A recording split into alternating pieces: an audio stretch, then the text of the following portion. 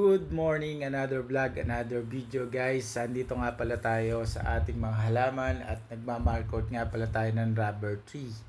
Ayan, sinimulan na nga natin at yung iba, yan, pinakikinis ko nga pala siya guys pagka nilagyan nga pala ng lupa ay para maganda at mabalutan. Ayan o, diba? Ang dami pa nga niya, hindi ko pa nagagawa pero okay na siya pagka napakinis. Yung buong puno na yan ay ma-market natin guys at ililipat natin sa ibang paso at minabalitan nga tayo. Isa rin tong magandang source of income na ating ilalagay sa paso guys. Kaya sinimulan natin i-market nga itong isang puno na ito, diba? Ayan, inaano ko siya, pinapakinis ko siya ng maganda para yung paglalagay natin ng plastic saka ng lupa ay maganda kumapit dun sa pinaka sanga para maganda ang ugat niya pag lumabas at healthy pagka nilipat natin sa mga paso guys. Mga 3 weeks to 1 month ang aking observation dito. 3 weeks pwede na rin pero kuminsan sinisigurado ko rito mga idol na maganda talaga yung pagkaugat dito kasi nga kailangan talaga buhay siya para maganda. Ayan, palipat-lipat nga ako dyan. Naiilang kasi ko mga idol dyan sa sa pinakadahon. Ayan o. Nakikita nyo naman, talagang kaskas ako dyan. Kaskas ng kaskas mga idol. Yan nga pala, ang laki na rin ng rubber tree na yan. Kaya kailangan na din nating bawasan or paramihin pa para mapakinabangan ng iba nating mga kababayan. Napakaganda kasi ang rubber tree na yan. Kung hindi ako nagkakamali, pagka sa malalaking lugar mo tinanim ito, pwede siyang, ang kanyang dagta ay naibenta mga idol. Ito ay yung parang kay Elias. Ito yung rubber tree, ang dami, di ba? Dinadagtayan, tapos pinapatigas, sinuhugasan at binebenta per kilo. Kung hindi ako nagkakamali, 400 to hindi ko alam, hindi ako sure. Pero parang din yan. Napanood ko rin naman yan. Ayan. Yan na nga. Ayan, kumuha nga ako ng kape dyan habang nagkape rin ako. Ayan na, kinuha ko na yung lupa. Medyo binabasa ako dito mga idol yung lupa natin kailangan. Kasi nga para ma-absorb din ng pinakasangan niya yung lupa na medyo basa siya at okay lang din naman yan. Ayan, inaanan natin sinusure ko kasi na kapit siya mga idol para yung kapit ng ugat sa lupa na babalutan natin ay tamang-tama talaga siya na mababalutan niya mga idol. 'Di ba? Mahirap din naman kasi yung sumablay diyan, sayang di effort natin, sayang di pinagtrabaho natin diyan para maganda kalabasan. Pinagbubutin natin 'yan mga idol. Talagang andyan. Nagpuro man siya ng ating damit at tiningnan ko na nakakailan tayo, magbabalot na tayo di uli yan. Yan sinisure natin mga idol. 'Di ba? Marap pa nga tayo dyan at diretso lang ang pag-aan natin dyan mga idol.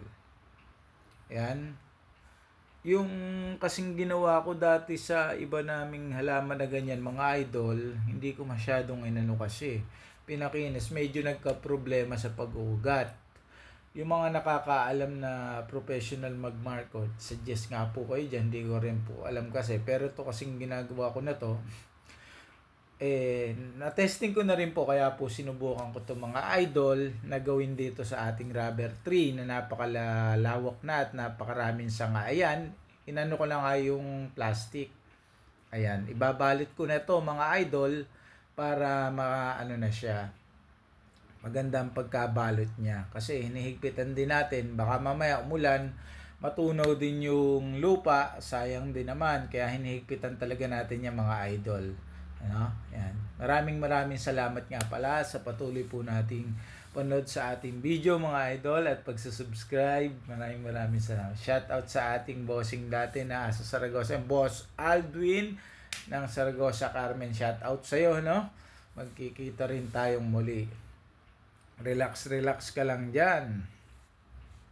Mga idol, tinatalian ko na nga dito ng panali na para hindi siya kumalas. Kasi yung sa plastic, may posibilidad na kumalas pagka lumakas ang ulan. Alam niyo naman ngayon mga idol, hindi natin kabisado ang ulan kung kailan bubuhos. Pero sa na ito, ay napakaganda ng ating ginagawa dito mga idol. Ayan, tinalihan ko mabuti yan mga idol. Kahit puro mancha na ang damit natin dyan, talagang hindi ko nga alam ba't naka-white ako dyan. Alam ko magdadagta mga idol. Kaya ewan ko kung magagamit pa natin yung damit na yan. Ayan. Tingnan nyo idol, nabalutan na ngayon natin yan. And then may next na naman ulit tayo. Ayan, ito. Ayan, kinakayas na natin tong maliit na dulo dahil sayang kasi mga idol, napakahaba pa rin niya kung hindi natin ito babalutan at lalagyan. Sayang kasi siya. Makakatanim pa uli siya sa isang paso. Napakahaba naman. Magiging 'di ba? Kaya inanuhan natin 'to. Isinunod-sunod na natin ito. Para kung makikita natin kung okay ba siya magkasunod-sunod o mas magwe-waiting pa tayo uli ng ugat bago ulit tayo mag-cutting. Kasi ngayon ko lang to ginawa mga idol na sinunod-sunod ko ang markot niya. Para nga naman obserbahan natin to mga idol pagka mag-harvest na ako dito ng ng pinaka niya. Ay, pasensya lang kayo, natabingan pa kayo dyan mga idol. Nagkakape kasi tayo ang konti pasensya lang. At yan, dire-diretso na nga na pinaka 'di ba? Yan, kinayas-kayas ko yan na makinis para yung kapit talaga ng lupa smooth. Inulit ko na naman, pasensya na mga idol nakakatuwa lang talaga na diretso na tayo dyan mga idol. Kaya napakaganda ng pinaka na yan. Mamarkot natin. May mga mamarkotin pa tayo mga idol. Isang puno pa lang kasi ito napakahaba ng sanga at napakalawak na rin. Kaya dito sana makakuha tayo marami dito na na magiging pinakabinhi natin na makukuha dyan. Dumami sana yung makuha natin dyan sa puno na to. Kasi ang laki dito, ang laki ng mga idol nitong puno na to. Talagang yan, humigo pa nga tayo ng kape. Ang laki na kasi dito mga idol ng puno na yan. Kaya makakakuha tayo. Ayun mga idol, kung nakikita nyo yung taas na yan, imamarkot din natin yan. Kasi nga, ang pinaka natin dyan, goal natin dyan, dumami yung makuha natin binhi na itatanim dito sa ating mga paso. Kasi nga may mga kasunod pa dyan, hindi lang kita sa camera, may nasa gilid pa dyan kung ilang na pagkukunan natin na makakakuha pa siguro tayo ng siguro 20 binhi na pwede nating imarkot. Kasi may malaki pa rin tayong pagkukunan talaga dyan. Ayan, tinapalan ko na nga ng lupa yan mga idol at ayan. Diba? Kumukuha tayo. Ayan. Ilagyan ko pa ng lupa. Hindi lang galong kita mga idol kasi nakababa yung camera natin. Wala tayong cameraman. At dire-diretso lang yan mga idol. Ayan. Yun na nga. Ang anuhin natin yan. Guhugas tayo dyan. Gawa nga yung lupa at ayan. Kinuha ko yung plastic dyan. Muli kong itatapal yan mga idol na para walang kasingaw-singaw sa ating mga pagmamarkot. Sa totoo lang, ang dami nating makukuha rito Titingnan natin kung ilang piraso ang total na makukuha natin dito mga idol. Kasi kailangan natin ng 30 pieces na binhi. Or 40. Sana makakuha tayo ng 40 piraso dito sa ating mga paminhian. Kasi maganda rin naman talaga yan pagka dumadami sa mga bahay-bahay natin. Ang rubber tree mga idol, pagka tinanim mo talaga yan sa lupa, ang bilis yan lumaki. Sobra. Kasi yung paso, sinisira niya na ng ugat mga idol.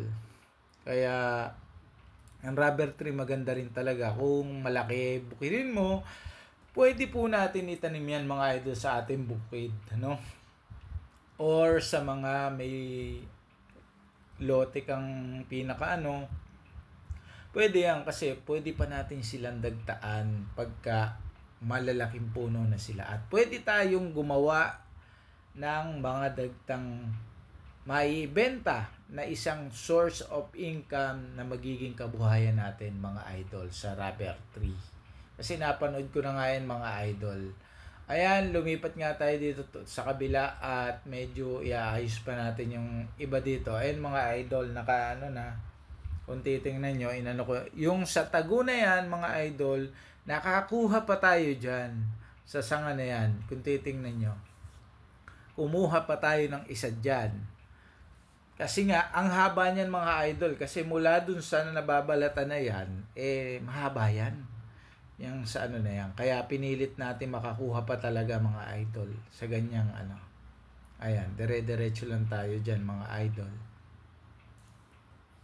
Napakaganda rin kasi kung maaalala nyo po mga idol, nung panahon ng pandemya o pandemic, diba nauso po ang mga plantito-plantita. Napakamamahal po niya nung araw mga idol. Sa mga online na makikita natin, mga nagbebenta. Kasi nga tayo nun, hindi tayo makalabas nun, nung time na yon, nung pandemya, di ba? Kaya ang inatupag ng iba, magganito mga idol. Magplantito, hanggang sa lumaki na mga idol, yung mga rubber tree nila. Kasi ang mahal ng bentahan nung time na yun, di ba? Kasi yun na nga lang libangan natin sa bahay, bawal lumabas nun, di ba? Online, halaman, pagandahan ng halaman, ipinopost, di ba mga idol? Pero itong mga nagdaang taon, ang lalaki na ng mga binili natin sa online, mga idol. Ang lalaki na. Kung makikita nyo, yan puno na yan, mga idol. Ang liit lang dati niyan. Pero ngayon, grabe na ugat. Sobra. Kaya nakakatuwa rin talaga yung nakapag-rubber tree tayo sa ganyang Kasi dire-diretso talaga. Ayan. Sana nga marami tayong makuha ritong binhe. Ang target natin dito ay makakuha tayo ng 50 pieces na mga nakapaso. Para naman maganda-ganda ang ating mga paminhian at maparami pa natin ito mga idol. Yan. Panoorin na lang natin. Ayan, kinaskas ko pa ngayon sa baba para sure win. Binalatan ko muna siya lahat para Ayan, kumuha na rin ako ng plastic para makapaglagay dyan mga idol ng ng lupa. Mailagay dun sa pinaka niya. Kasi nga kailangan din naman ng yan ng pinaka mga idol. Hindi na basta-basta yan ang pinaka kaya kailangan din natin yan mga idol, yung lupa na yan. And dire-diretso ayan. Inaanuhan ko na ng lupa yan mga idol. Ayan. Medyo binasa ko kasi para yung kapit niya ang hirap din kaya ngayon yan mga idol. Ayan inaano ko na para sure siya talagang kakapit. Diretso lang naman yan. Napakadali lang naman mga idol mag-market din. Susundan nyo lang naman yan. Ang dami naman sa University of YouTube na makikita nyo na sa pagmamarket. Ayan, dire-diretso na rin talaga yan na sa pagmamarket natin. Ayan, di ba? Plastic. Ano lang yan? Plastic bag yung kinuha ko mga idol sa pambalot na yan para clear siya. Hindi ganun Kasi ganyan naman dati ginagamit ko. Clear para maganda siya. Pagka clear kasi, ang nagiging niya, kita talaga yung ugat na yan mga idol. Pagka lumago na. Yan sa ugat ng rubber tree. Alam nyo naman yung rubber tree, pagka umugat na talaga yan, maghahanap talaga ng yan. Nang lalabas ng ugat niya. Ganyan kasi ugali ng rubber tree Basta naka yung pinaka Kaya mga idol, maganda rin siyang halaman sa bahay. At isa pa, may benefit siya kung talagang kakariri mo, kung may bukid ka talaga. Pwede mo siya pagkakitaan dun sa pinaka-rubber na dagta pagka mga malaki na. Kasi kaya naman ito hindi ganun tumaba yung pinaka-puno, nasa paso lang naman to mga idol. Kaya hindi naman po talaga tatabang ang puno ng rubber tree. Kaya nga tayo nagpapaminhian na ganito para yung ibang kababayan natin na gusto pang magtanim ay makabili sila o mabigyan ng pagkakataon na subukan din nila paramihan ng mga rubber tree kasi may potential income sa rubber tree pagka talagang ginawa mo itong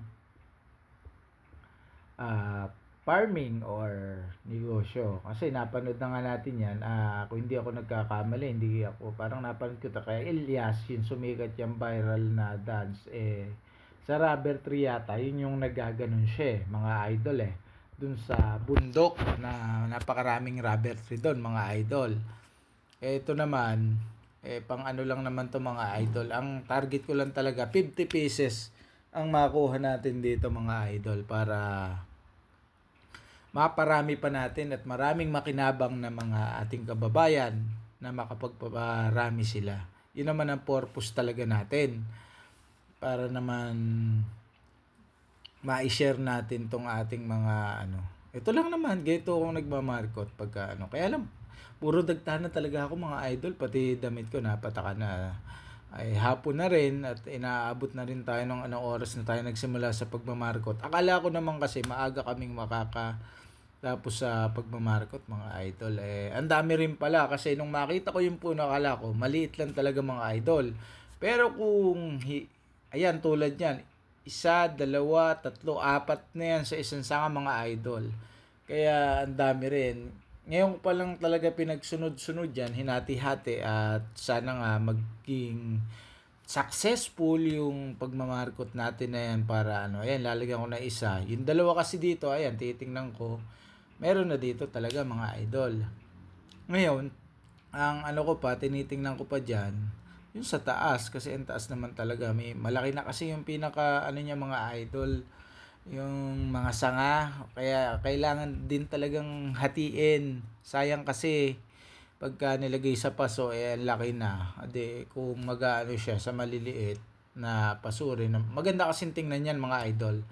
Pagka yun ay nag-ugat na at magsasanga yan, ang ganda niya para na siyang bonsai ang kalalabasan niyan mga idol. Kaya nga yan, babalutan natin to ng plastic itong isa na to, yung nakatago rin para ano, tinitibayan naman kasi natin yan dahil sa ating pabago-bagong weather o pag-ulan dito, ano, para hindi madurog naman yung pinakalupa niya. Kasi mahirap na yan pagka naulan ng malakas, madudurog, sayang lang ang ating effort. Yun po mga idol. At ayan nga, dire-diretso lang tayo sa pag-ano dyan mga idol.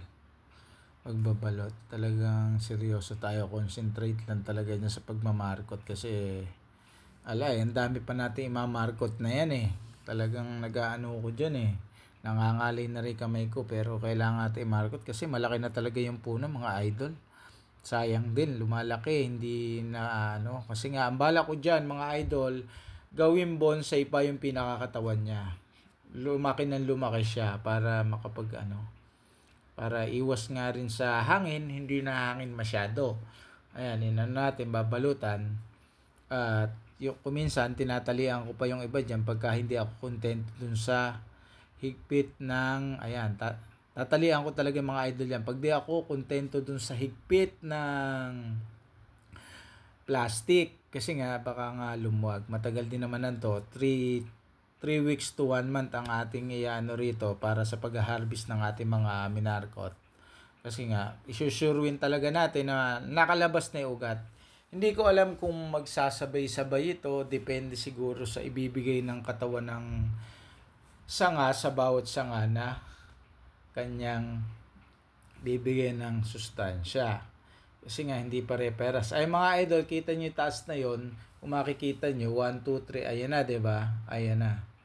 Yung sinasabi kong ayan pa yung isa na yan na pagkukunan natin ng source pang pagmamarkutan, ang dami pa niya mga idol. Yung sinasabi ko sa kabila, hindi lang mahagip ng camera. Ayan, yan tinuturo ko na yun sa taas ay yun talaga, yung ang dami pa mga idol na yan, no? 1, 2, yung ano ko na yan, kaya marami pa yan mga idol talaga. Ayan, sinimulan ko na nga rito, dito muna ako sa puno kasi ang bala ko gawin siya bonsai, imamarkot ko pa rin dito sa pinakababa. Natutuwa naman ako dyan. Oh. Ang ganda ng sanga na yan. Ang laki pagka talagang minarkot yan. Ang tindi-tindi, di ba mga idol? Talagang maano yan, sanga na yan. Napakaganda yung pagmamarkot na yan.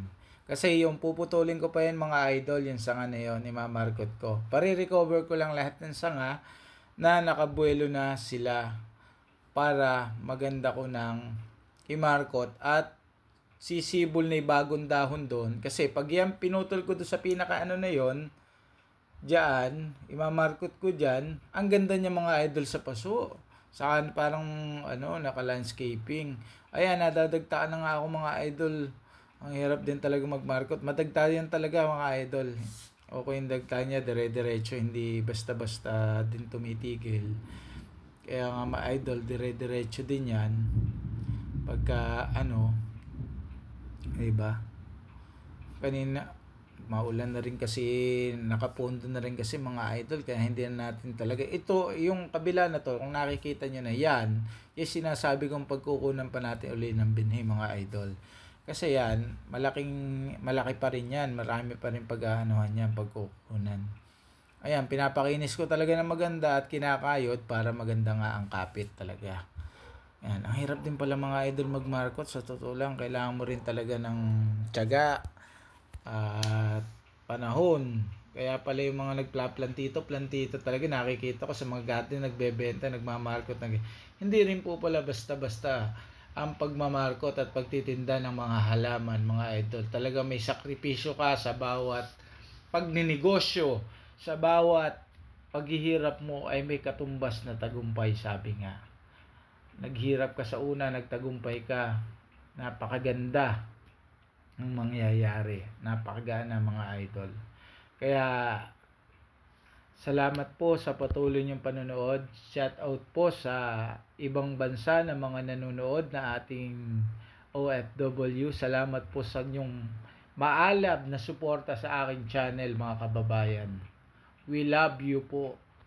Yun nga, at diretso tayo sa ating pagmamarkot dito mga idol. Tumitingkad na nga ako dito kasi medyo mataas mga idol, kaya na tayo dyan, diba? Nakatingkad na tayo dyan. Doon sa taas, obligado tayo magtungtungan kasi nga mataas na yan hindi na basta-basta maaabot yan sa ating na yan. At dire-diretso na nga dyan, diba? Diba? Dire-diretso lang naman talaga ang pagmamarkot natin dyan mga idol. Wala namang pinaka pa dyan kasi nga kailangan nating mamarkot din yan. Yung pinaka mga idol, dire-diretso lang naman ang pagmamarkot natin dyan. At isa pa nga, ayan ilalagyan natin ng plastic, medyo kasi ito yung pinakapuno. Ilagyan na natin ng yung mga idol. Ayan binalutan na nga natin ng puno yan ng plastic na labo at lagyan natin ng yan mga idol ayan, dire-diretso lang naman tayo sa pag yan kasi siguro next time na lang iba nating imamarkot na dyan. Marami pa naman tayo, isang puno pa lang ating namarkot dyan mga idol, isang puno pa lang, pero ang na mga idol, tawag dito, ibang klase na, napakalawak na, napakarami na ng ating namamarkot pagka isang puno pa lang na makakaano rin talaga yan yung pagmamarkot, tsaga-tsaga. Kasi nga kailangan din naman natin i-markot yun liliit talaga, kailangan paliitin yan idol kasi nga kakalat, hahanginin, pagka bumagyo mababali, sayang lang. Kaya tayo nagtiyaga na lang na markotin yan para sa mailipat sa ibang mga paso pagka okay na't nag-ugat siya, diba? Ayan, hinawakan ko na nga yung lupa na medyo binabasa ko talaga yan para magka solid siya at magbubuo, para pagka siya dire-diretso ko naman mga idol. Hindi na, ayan, tatapal ko na dyan, ipupus mo lang naman yan para dumikit mga idol Saka konting diin-diin, yun lang naman ang pagtatapal niya. May alalay din talaga kasi baka malaglag din. Mahirap pulutin yan kasi may sayang. Ayan, kumuha ulit tayo para maano siya, dire-diretso na pinaka ano. Ayan, di ba? Ang ganda. Ayan, kumuha akong plastic uli na itatapal ko. Yun. Ayan, idol. Sinalo ko yung pinakalupa. Sasaluhin mo talaga siya. Oops. Yan. Yung sinasabi ko mga idol na konting galaw lang sa may pinaka ano dire-diretso na mga idol. Kaya naman sa ano yan, dire-diretso na yan mga idol. Ayan. Lagyan ko ulit ng bagong lupa yan para okay naman siyang makatagal. Kasi pag hindi naman nakatagal yan, mahirap eh. Ayan, inanuhan ko na nga. Pagod na rin ako idol. Ngalay na rin yung kamay ko dyan. Pero may ilang pa tayong imamarkot pati. Yung taas na yun mga idol. Kailangan talagang mamarkot pa rin yun eh. Na pinaka ano. Kasi nga, sayang. Shout out nga pala sa ating mga followers na patuloy na sumusuporta. Shout out sa ating taga Saragosang solid follower, Boss Adwin de la Cruz ng Saragosa. Shout out sa iyo, no? Ingat lagi sa iyong biyahe. Patuloy kang magpasend ng GCash. Yun, shout out sa inyo lahat. John Phil, shout out sa iyo. At yung ariskaldong manok natin na alagang 45 dyan, lutuin na. Yun. Yun nga mga idol, dire-diretso lang ang mga ano, no? Okay na, di ba? Ang ganda. Ayun, yun ang bala ko talaga. Pagka na ano yan tinuturo ko na ngayon, putulin na yung malaking sanga na yan. Pag naka-harvest na ng mga minamarkot na yan mga idol.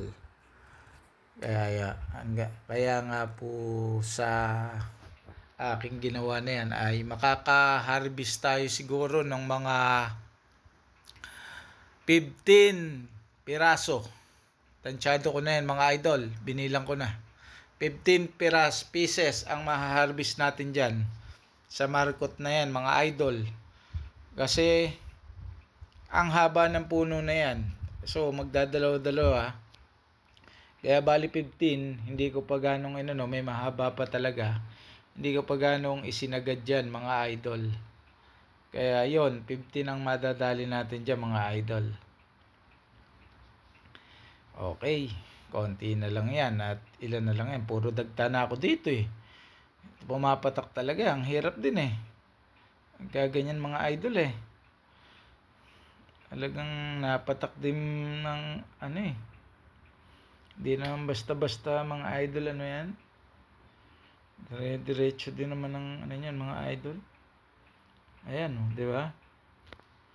Ang dami kasing dito mga idol, kailangan i-market pati. Kailangan din naman yan. Pakinisin, hindi basta-basta din na i-market mo. Ayan, ngalay na nga ang kamay ko eh. Ay, kapagod din talaga. Ayan, kinikinis din talaga. Hindi pwedeng hindi natin kikinisin na idol yan. Kasi nga, hindi gaganda ang market natin pagka hindi rin maayos ang pagiging preparation sa paglalagay ng lupa. Makinis, kapit na kapit yung lupa para yung ugat niya smooth na lalabas dun sa pinaka mga idol. Yun. Diba? Mga idol. Pagod na ako dito eh. Ayan mga idol, yan na yung finished product natin. Sinasabi ko, ayan na. Ito na yung pinaka-finished product natin mga idol. Ayan na yung mga minarkot natin. Natapos na rin tayo sa isang puno na yan. At salamat, nakatapos din tayo at makapagpapahinga na rin. Dami mga idol. Bali 15 pieces ang ma-harvest natin. Diyan kung magtutuloy lahat yan. Sana nga magtuloy lahat at yung successful. Kung napanood nyo po ang video na ito at nadaan sa wall nyo, maraming salamat. Comment nyo nga po kung napanood nyo at saan na po nakarating ang video natin. Maraming salamat po sa inyo lahat. patuloy niyong pagsusubscribe and like.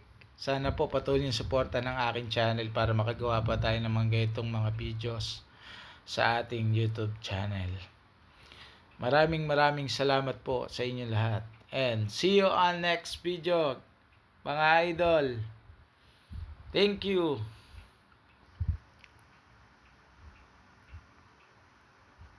Yun.